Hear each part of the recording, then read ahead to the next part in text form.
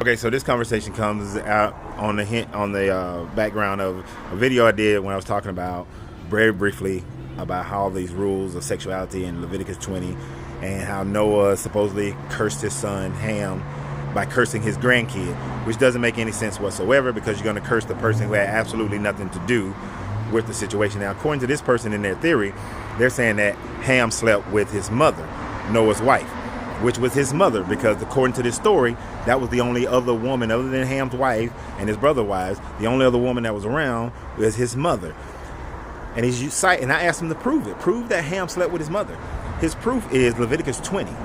Well, if you read Leviticus 20 and read Leviticus 20 in its entirety, you'll see that it is a litany of don't sleep with your mother, don't sleep with your father's wife, which could be your stepmother or one of his concubines or slaves.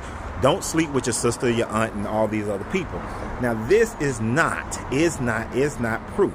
I asked the gentleman to provide proof of his theory of Ham sleeping with his mom. Well, with Noah's wife. Now, here's the problem with that. You have to look at when these books was written and how they were written. And you have to actually look at the story, just the story in itself. Well, Leviticus was written in around the same time frame that Genesis was written. There could be a 400-year difference, and it's written by different authors than the authors of Genesis.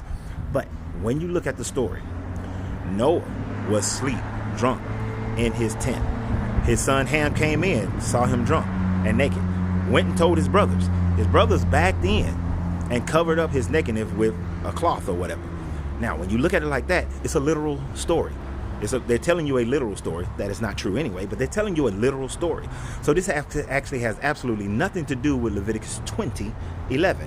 Leviticus 20:11 says that if you sleep with your father's wife, then you are uncovering his nakedness. So I see how you want to make that into some sort of doctrine. But you have to remember, the curse of Ham was used in order to help justify the transatlantic slave trade and the trans-Saharan slave trade. The trade of bringing black people underneath white people. It's white supremacy. And because you've been indoctrinated into it and you got to believe everything in this book, then you can only see that as truth, and you got to extrapolate some version of it that will make sense to you.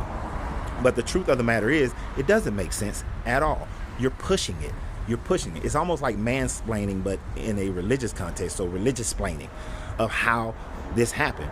But do you know that this doctrine has been used to enslave people of color around the world by white people? Just go read it for yourself and gain an understanding of it and think critically. Think critically about that. It is not what you think it is, but you got to hold on to your religion so you make it what you think it is for it to fit in your mind. Sorry.